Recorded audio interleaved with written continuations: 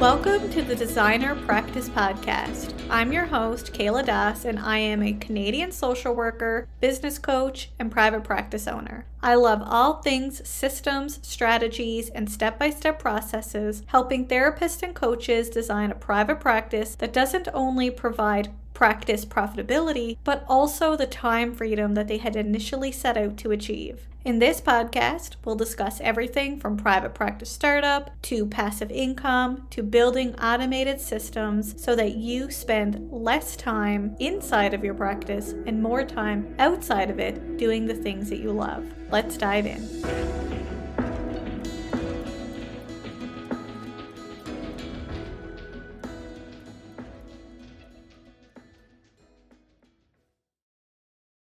Today's podcast episode is sponsored by Jane app. Before we dive into today's episode, let's chat about Jane. Jane is an all-in-one practice management software that can help you manage your practice with a suite of features that makes it easy to meet with individuals, couples, and families.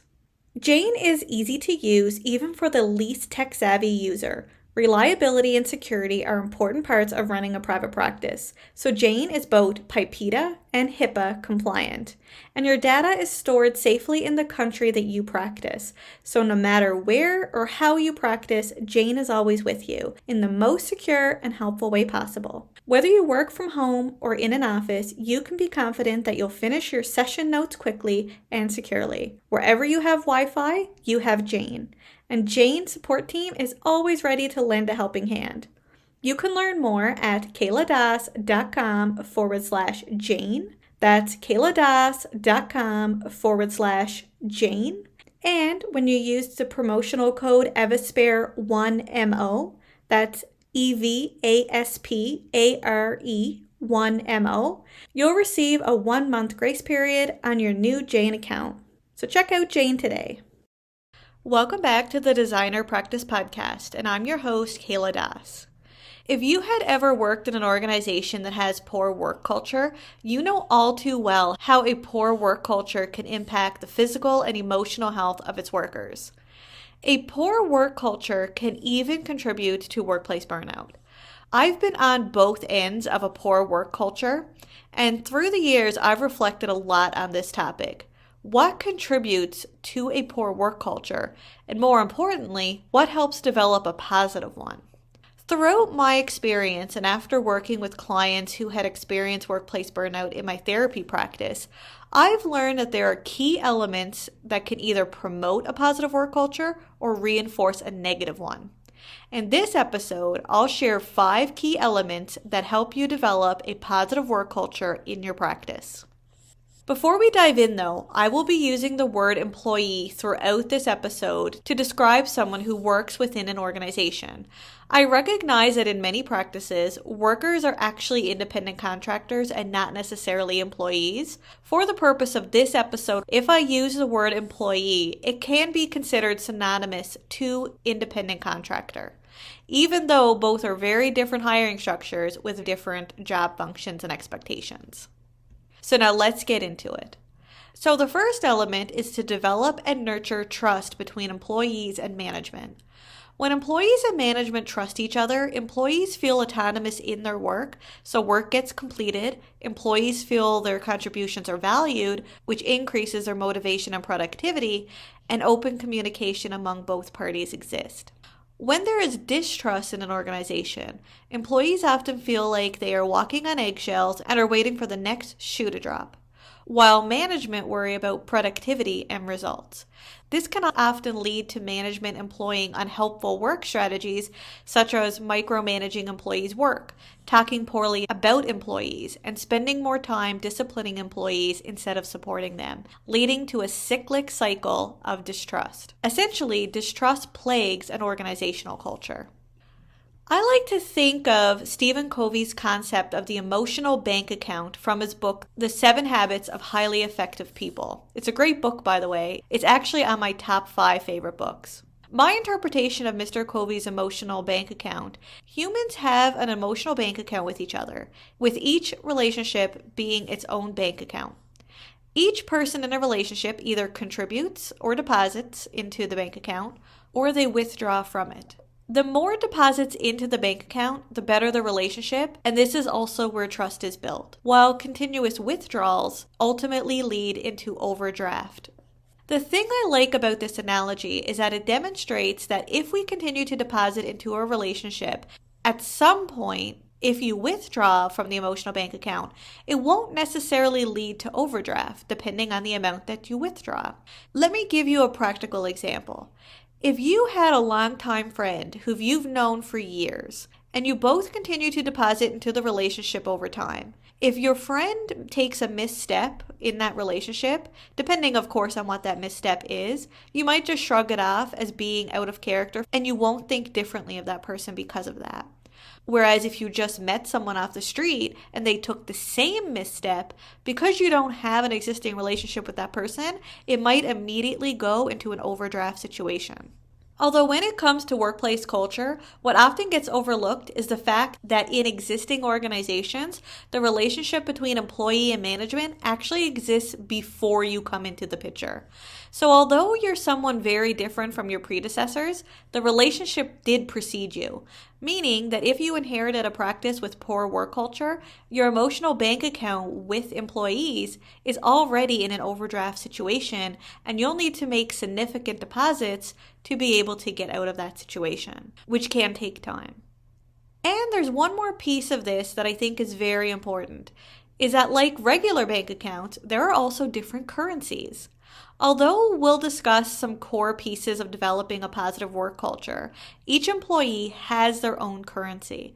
And depending on their currency, your actions could either be a deposit or a withdrawal in that particular situation. Let me give you an example. Let's say you have 2 employees who have engaged in something questionable that you need to speak to both employees about. You speak to both employees in a matter-of-fact and direct manner. One employee appreciates your candidness, so it's considered a deposit, whereas the other employee felt that your approach was too harsh and it left them feeling that the conversation was a withdrawal to their professional relationship. The difference is that their currencies are different. What the second employee may have needed was a supportive, empathetic, and understanding tone versus a matter-of-fact one. It's funny because I'm actually the first employee. I like when people are straight to the point, matter of fact, and tell me what's wrong and what needs to be fixed. That's my currency. Which, after learning more about myself over the years, this makes complete sense, as I'm an INTJ personality in the 16 personalities quiz, and I'm a 3 in the Enneagram. But I've realized not everyone thinks, feels, or experiences the world through my currency. So when developing trust with employees, sometimes we need to adapt to their currency, even if it's foreign to our own. Building or rebuilding trust isn't an easy task because trust isn't just given, it's earned. Whether you're building a work culture from scratch or you inherited an organization with poor work culture, building trust is the most essential building block for a positive work culture. The second element is transparency. When it comes to an organizational context, employees like to know what they need to do and why they should do it. Transparency helps them better connect with you and the organizational needs. Transparency also provides clarity, whether it's with organizational policies, procedures, or processes. However, when intentional or unintentional secrecy exists, trust breaks down and employees feel disconnected with the organization's vision or direction. This doesn't mean that you should share privileged information with all of your employees, but transparency can help improve communication so that employees feel heard, understood, and valued. When employees and management have an opportunity to communicate and understand each other, without fear and repercussions, of course, trust is built and the organizational culture flourishes. The third concept, which is actually my favorite one to talk about, is intrinsic motivation. Intrinsic motivation with respect to the activities within the role is important for an employee to feel satisfied with the work that they do. When an employee is internally motivated by the work, they feel an increase in energy, accomplishment, and fulfillment in the role, and in turn have a positive outlook of the organization. When it comes to therapy practices, it's not just whether someone is intrinsically motivated to be a therapist, but also the types of clients they like and want to work with as well. All too often when individuals are hiring, they look at the candidate's skills and trainings, which in part important because we want to make sure that they have the appropriate credentials. But it's also important to identify if the candidate is intrinsically motivated by the job or the clientele itself. At this point, you might be wondering, well, if they weren't intrinsically motivated by the job, why are they applying? The simple answer is that they may be extrinsically motivated to do so. Unfortunately, it's not uncommon for people to apply for a job due to extrinsic reasons, such as necessity or income. There are actually 5 reasons why someone might apply for a job, with 4 of them being extrinsically motivated. First, they have no employment or in need of part-time employment to supplement their current lifestyle. So they are applying for the position in order to fill an employment gap. The second is they have full-time employment but are unhappy or burnt out at their current place of employment and will take any position to get out of that current situation. Third, they apply for a position for the raise in pay regardless if they think they'll like that job or not, because money does talk. The fourth reason, which we don't see a lot in the therapy sector, but it still can occur, is when people enter a profession or apply for a job due to strong encouragement or pressure from others. So for example, in some families, children are strongly encouraged or pressured to enter certain professions over others by their parents. In this case, the person is not intrinsically motivated by the job or profession, but instead extrinsically motivated by the approval of their parents. The fifth and final one, which is the one that we want to happen more than not, is that they are intrinsically motivated by the work and clientele, and they are excited to work regardless of the pay. Not saying that you shouldn't pay well, but they are intrinsically motivated. It's not just about the pay. Now, these 5 reasons are not mutually exclusive either. They could overlap. For instance, someone can be intrinsically motivated by the work, but also appreciate and apply for a pay raise. Or someone could have part-time employment and need to supplement income with a second job, but also feel burnt out and want to get out of their other part-time job, which is why they're applying for this position. Or someone could be pressured to be in a specific career or profession by their family and actually still enjoy and be intrinsically motivated by it as well. But when it comes to developing a positive work culture, it's important to assess and try to sift out whether candidates are applying for the position because they are intrinsically motivated to do so. Although you might have questions in an interview process that focuses around skills and experience, it's not always just about hiring people with the most experience or best trainings, but instead because they really want to be there. You can train skills, but you can't change someone's motivation for wanting to be there. So that's important to consider. The next element to develop a positive work culture is supportive management.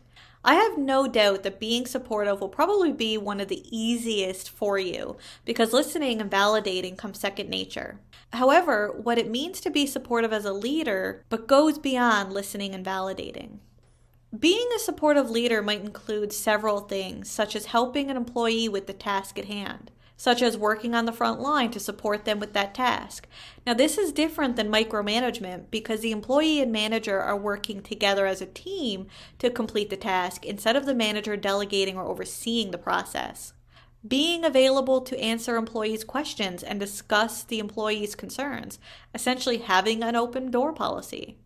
Providing the necessary resources so that the employee can do their job effectively, such as having clear policies, procedures, processes, even job descriptions readily available, or providing the necessary equipment so that employees can efficiently complete their work. Giving regular and honest feedback about the employee's performance so that they can enhance their skills and build confidence. I'm a strong believer in regular performance chats so that the employee has a clear understanding of your expectations, their work progress, where they need to improve, and the strengths they bring to the team. Organizations that do not provide regular performance evaluations tend to have poorer work cultures than those that provide regular feedback.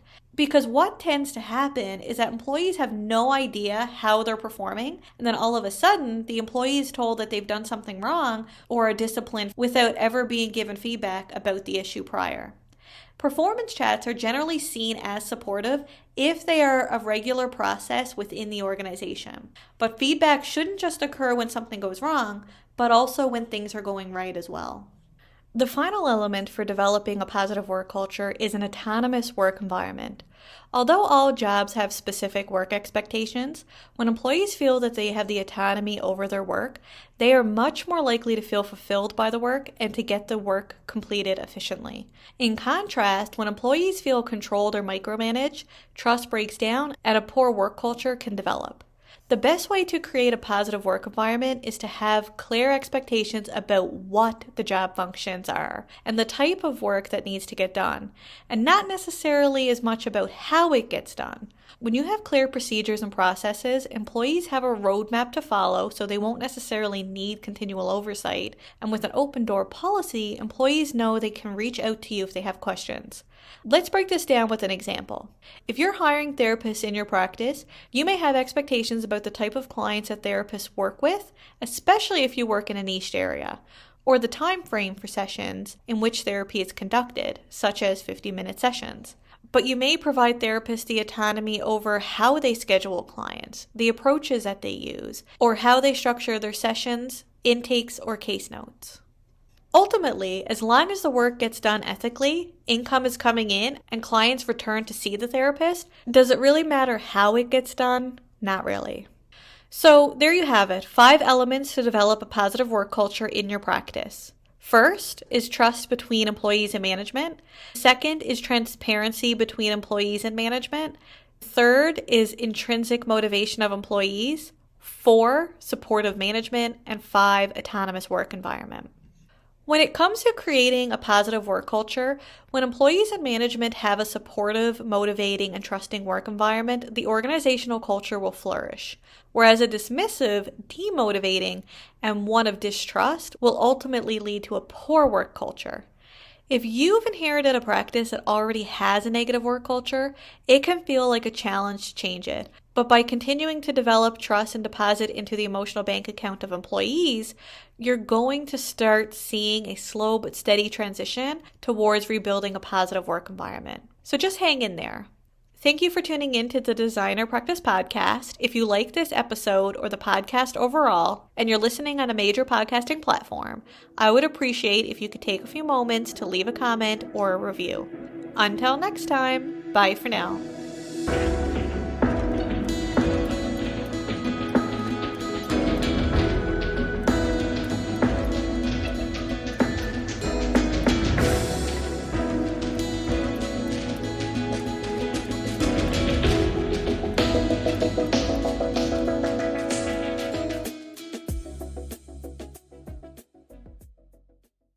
Please be advised that the podcast advertisements and links in this episode may be affiliate and/or sponsor links where Evaspare Inc. and the Designer Practice Podcast receive compensation for sales or signups made through link clicks. This helps the Designer Practice Podcast continue to provide free and valuable content to you each week. Thank you, and we appreciate your support.